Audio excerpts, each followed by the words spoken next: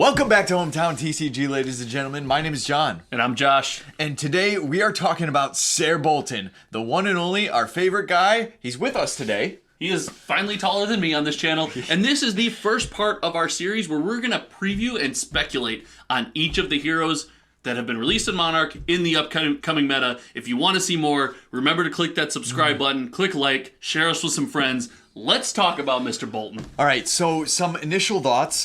He's really fun, man. I had some fun playing him. I did do him in one sealed event when we played each other. Yes. He was my first pre-release hero. He was. And when we're looking at him, I think there's a couple different builds you can go with. Okay. The obvious thing is he has two great weapon choices. His token weapons, which are the hatchets. Hatchet of body and hatchet of mind. Hatchet of mind. Strong mind, strong body. And Raiden. Dawnbreaker? Dawnbreaker, I think, something like that. It's Raiden. Very cool weapon. Zero cost. Zero weapon.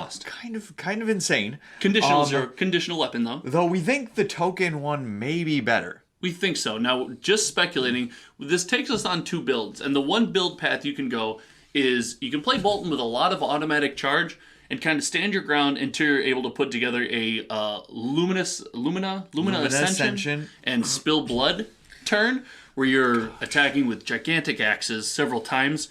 I think that turn would do 25 damage. I think so too. I was thinking about it earlier. But it's going to be tight. You might need a blue and a tunic counter, I believe. Yeah. To pull it off.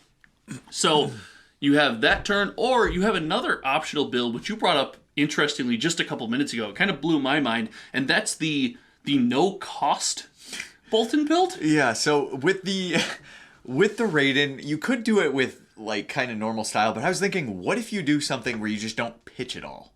So everything in the deck either costs 0, or you play Tunic and costs 1, and it's few and far between. Yes. So your first attack is one of your 0-cost automatic charge cards. There's 3 of them. So you hit that, you charge. Okay. And then you would have to buff that card, though. So you would have to have a 0-cost thing, like a Nimblism, or the... There's an attack reaction where if you've charged yes, from Monarch. Yes, I can't think what it's called. Yes. So you have that. You have things like Captain's Call. Captain's Call.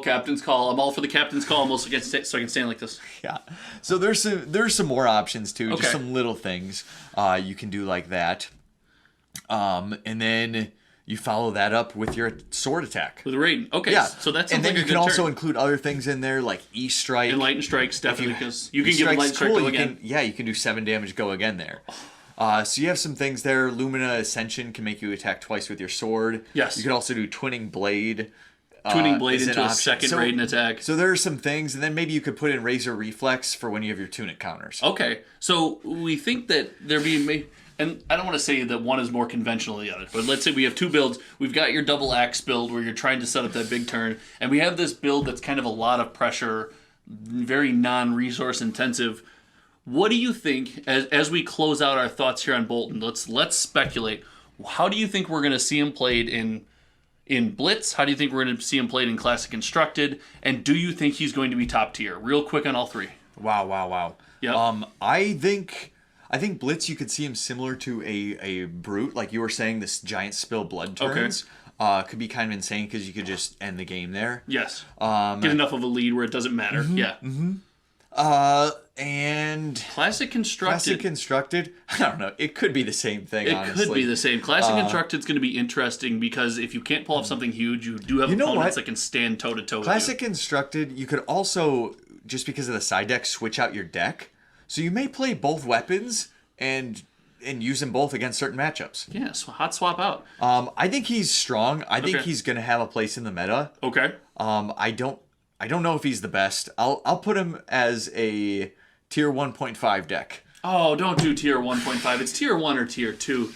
There's no participation trophies here at Hometown TCG. Boltyn is tier 2. Sorry, bud, you're tier 2. All right, guys, this has been the first of 4. We hope to see you back for the next one where we're talking Levia. My name is Josh. And I'm John. And we'll see you in the next one.